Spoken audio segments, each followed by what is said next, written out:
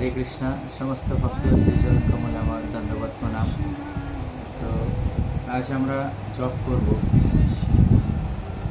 জয় শ্রীকৃষ্ণ চৈতন্য প্রভু নিত্যানন্দ শ্রী অদ্বৈত গদাধর শিবাসাদি গৌর ভক্তবৃন্দ। হরে কৃষ্ণ কৃষ্ণ কৃষ্ণ হরে হরে, হরে রাম রাম রাম হরে হরে, হরে কৃষ্ণ কৃষ্ণ কৃষ্ণ হরে হরে, হরে রাম রাম রাম হরে হরে, হরে কৃষ্ণ কৃষ্ণ কৃষ্ণ হরে হরে, হরে রাম রাম রাম হরে হরে। তো আজকে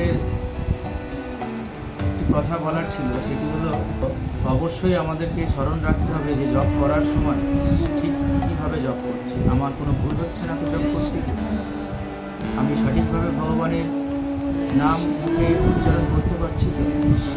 আমাকে উচ্চ স্বরে হরিনাম জপ করতে হবে, আস্তে আস্তে জপ করতে হবে, তাহলে আমি সঠিকভাবে শুনতে পাবো যে হ্যাঁ আমি ভগবানের নাম ঠিকভাবেই জপ করছি।